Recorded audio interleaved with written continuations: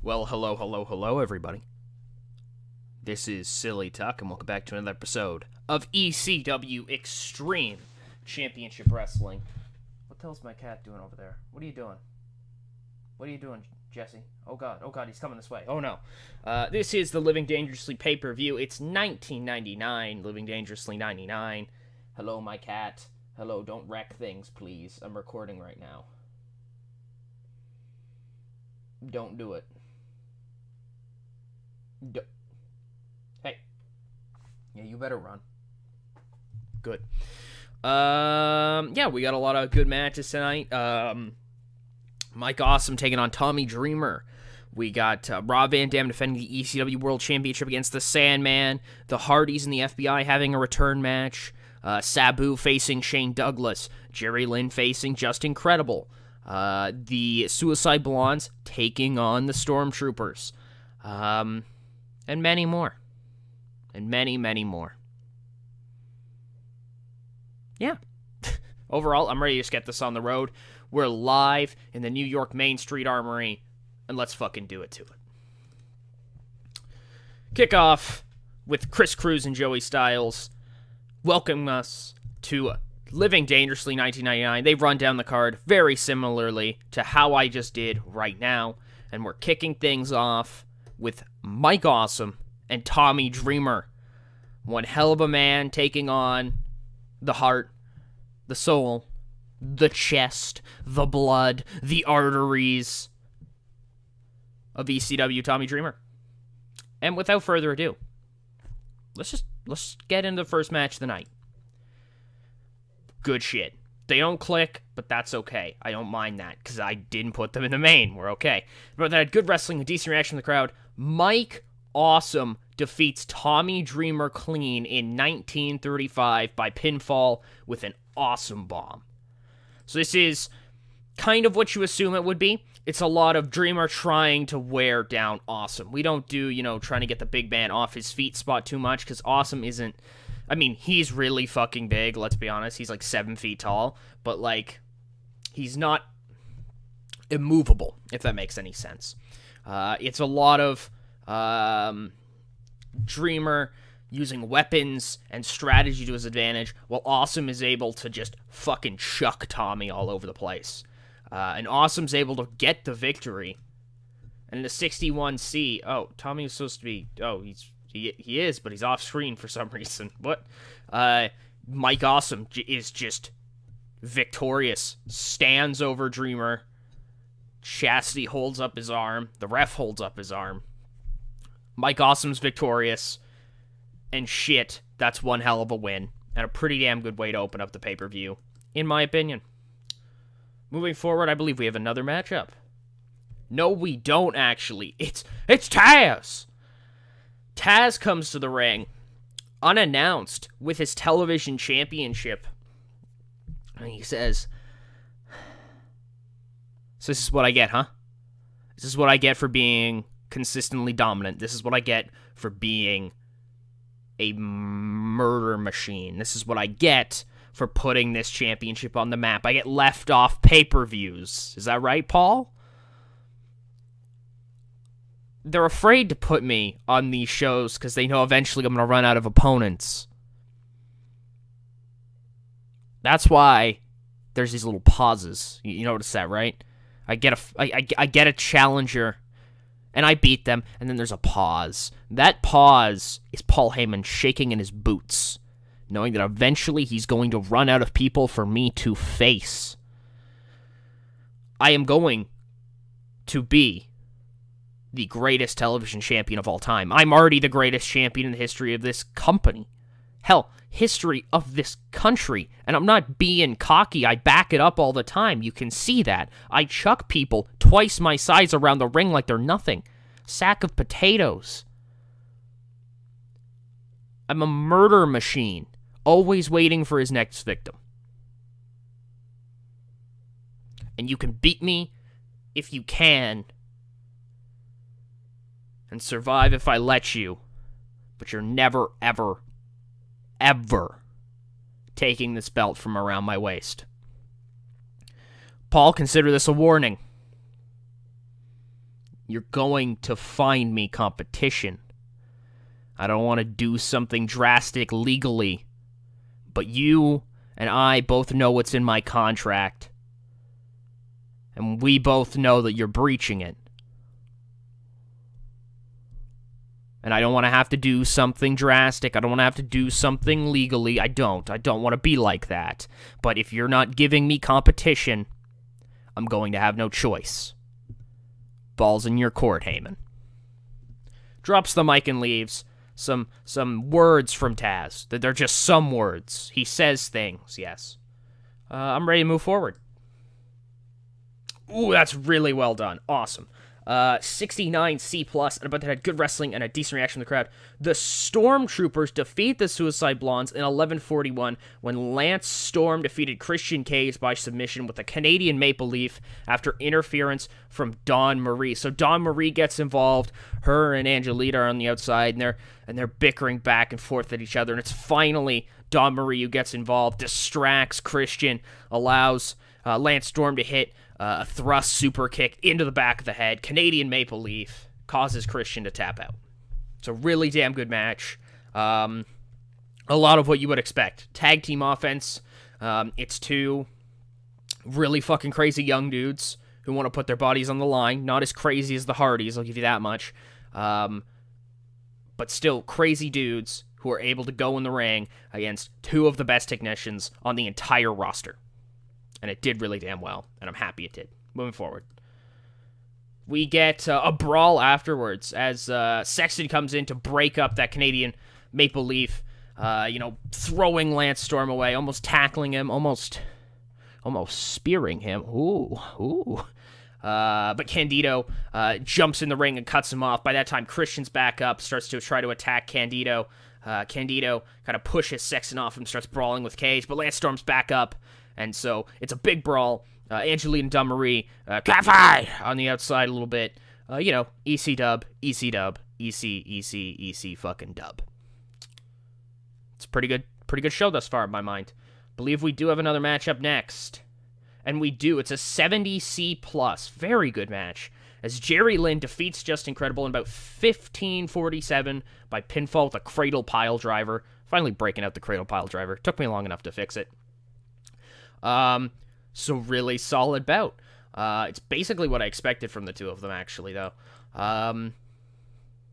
Not much to say here. And in a good way, you know what I mean? I don't have to explain very much, because this match has actually happened before, IRL, and it's basically kind of what you would expect from a meeting between, somebody, I don't want to say, basic maybe? Somebody who's generally okay, who's all around average in Just Incredible, taking on somebody who's all around very good in Jerry Lynn, and Lynn's able to pick up the victory and build up some momentum again. I think we have another match. We do. It's a 75 B-, and it's for the tag team championships of the world. And in about that head, good. It's good. That's good to hear. Wrestling and decent reaction from the crowd. The Hardy Brothers do it. They defeat the FBI in about 10 minutes when Jeff Hardy defeated Tony Mamaluke by pinfall with an Omega event during the match. Tracy Smothers tried to get involved, tried to distract and attack the Hardys, but the Hardys overcome, you know what I mean? Adapting. They're growing as performers. Wow. Jeff put on one hell of a performance. Mamaluke's still young. He's learning. That's okay. Having that tag title run, as short as it was, is something good to have on him. And overall, this is a really damn good tag team match. It's an exhibition for the Hardys. You know what I mean? They're clearly, you can just see here by the performances, they're clearly the two better wrestlers. Guido has to do a little bit of carry work here with the young Mamaluke. But the Hardys get in their offense. Really good selling from the FBI, I guess. And they do their job too. It's not a total squash. I'll correct that. Moving forward, I think we have another match. We do. It's a 72 B-. This is a really fucking good show. And about that had superb wrestling and great heat. Sabu defeats Shane Douglas in 17:32 by pinfall with a triple jump moonsault. So this is the battle between a total psychopath who knows no fear and punch, kicky, entertainment, what's the word? Not pretty boy, but Douglas is obviously not as insane as Sabu, and it's Douglas. It's kind of something that you'd see in more of a comedy match sometimes, but I'm going to use it anyways. It's the good old formula where Shane Douglas runs around trying to use different weapons, but it's never really able to use them, and it just keeps giving Sabu different ideas. Like he pulls out a chair or something like that to try to fight Sabu, but Sabu's able to get the upper hand, and he actually hits Douglas over the head with the chair. So Douglas, looks around and he gets like a stop sign or something like that. He tries to use it, but of course Sabu counters him and he gets a DDT onto the stop sign. Shane Douglas sets up a table and tries to put Sabu through, but Sabu Hurricane Ranas him through the table. You know what I mean? Just kind of Shane Douglas sets up these spots, but it's not really his forte. He's not able to pull them off. Sabu picks up the victory. Huge momentum boost for Sabu. Great performances overall from both these guys. Love it. Wow, this also did really good. Holy shit. 75 B- as in about with good wrestling, decent reaction from the crowd. Kurt Angle beats Spike Dudley in about 6.5 minutes by pinfall with an angle slam. All I can think of is that Spike Dudley bumps like an animal for Kurt Angle. Puts him over real strong. Shout out to Spike, putting on one hell of a performance. Angle, of course, great in ring, great on the mic. We know this. Awesome match. I'm blown away right now by how good all of this is. And just for a bit of a cool down moment, the Gangstonators are gonna plug our merch. You get the Rob Van Dam whole fucking show shirt. You get the Shane Douglas franchise mug. You get the Sabu headdress. You get the Gangstonators bandana. You know what I mean? Just a bit to cool us down, you know what I mean, before our main event. 74 B-, Rob Van Dam's really fucking good. And about that head, great wrestling, good heat. Rob Van Dam defeats the Sandman in 1550 by pinfall with a 5-star frog splash. Rob Van Dam makes defense number 3 of his ECW World Heavyweight Championship. So this is a match. It's very interesting because it's almost a purely hardcore match. You can kind of feel how this would go. Van Dam spots every once in a while, of course, break this format as he shows off some of his great athleticism. Something I'm thinking of is like this is an interesting spot I just thought of. What if we had RVD from one turnbuckle run to the other turnbuckle across the ropes and do like a swanton type deal out onto the Sandman through a table? That's what I'm thinking. Holy shit. Holy shit. You know what I mean? That just EC-dub chance. Sandman fucking cracks Van Dam over the skull numerous times with the cane. Van Dam fighting for what he believes in, for the, you know what I mean? The kind of core of this company, Extreme Wrestling. Van Dam coming down to his level. The thing that originally kept him from going to WWF. And, they didn't want him for being such a hardcore guy. And thus, he brought Steven Regal here, and in kind of a little closing note, Van Dam kind of feeds back into that hardcore side in order to beat somebody who is a hardcore wrestler. And Van Dam just has that extra edge, you know what I mean? He's got that athleticism that really the Sandman doesn't have, and that's what allows him to pick up the victory at the end of the night. Close out the show, 89A, holy fuck. Rob Van Dam gets on the mic, looks over Sandman, and he says, and that, Sandman, is why Rob Van Dam is the whole fucking show. I am still champion, and you're nothing. The people who run this company, who hold these belts, who hold this belt, they're still intelligent performers, not fucking animals. Not the inmates running the prison. Fuck that. Fuck that noise. This is what matters. And it's around my waist. And Van Dam looks up and looks out at the crowd and he says, yeah, this is where this company's going forward, huh? You know that? You know that, right? Sandman, gone.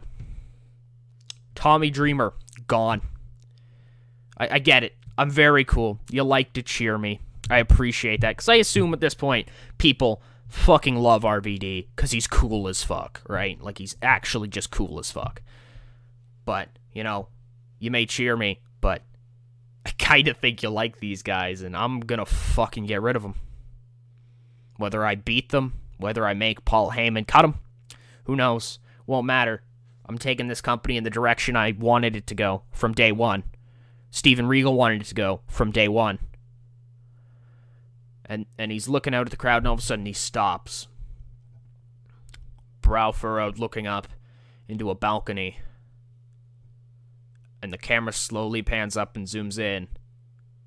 And it's his former friend, recently victorious, the homicidal, suicidal, genocidal maniac Sabu.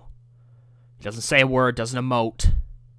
Still bloodied from earlier in his match against Shane Douglas, just stares down at Van Dam.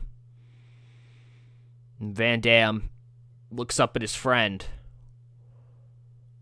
and nods to him and leaves the ring. Oh, what a whopper show. A 76 B- up in 11. That's a great show. Awesome, awesome, awesome. All right, I got to talk to Rob Van Dam for really having a great performance. Actually, we'll compliment him on a good performance because I wanted to talk to... Who else do I want to talk to? I want to talk to Angle because he did some great work tonight. Actually, no, I don't want to talk to Angle. I'll talk to Shane Douglas. We'll just praise them all on great performances. And then I'll also talk to... actually, no, I'll talk to Kurt Angle. Yeah, because Kurt also put on one hell of a match tonight. I'll just praise them all for great performances. You know, that just makes sense to me. Very happy. Was pleased. Was happy.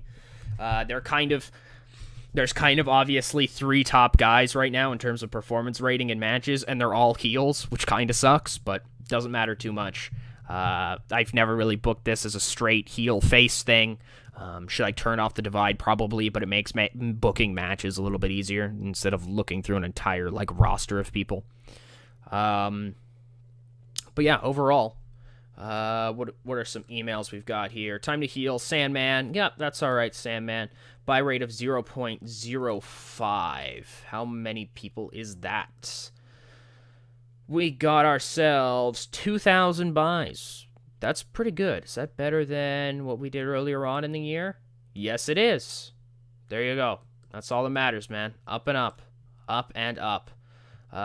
We sold out a bigger arena this time. You can see we're getting 0.5s now on TV, which is around, 40,000, basically just under 45,000. So it's like 40,000 to 45,000. That's pretty much what we're averaging in TV ratings. Pay-per-views are around 2,000, which that's okay. I'm totally fine with that. You can see the massive spike after the CyberSlam show. The CyberSlam TV special, when all of a sudden we jump into the 40s out of nowhere. And that's mostly just because of our expansion in the Southeast and stuff like that. And also this show was whopper with Douglas and Mikey main eventing, opening up with Taz. Overall, right now, we're firing on all cylinders. Really, really great pay-per-view. Really, really happy. Look at our champions. Still champion Rob Van Dam. Now has the most defenses in the history of the series, which is cool. Tag belts have jumped around a lot, but I like that. You know what I mean? We've got a lot of depth in our tag division, if I do say so myself. So I'm not too upset with that. The prestige on that. Oh my god. Peep the prestige. Oh, wait. That's not how you do that. There. Look at the prestige of those tag belts. That's awesome. That's awesome. And the television championship, it's limited to where it is at an 80B. But wow.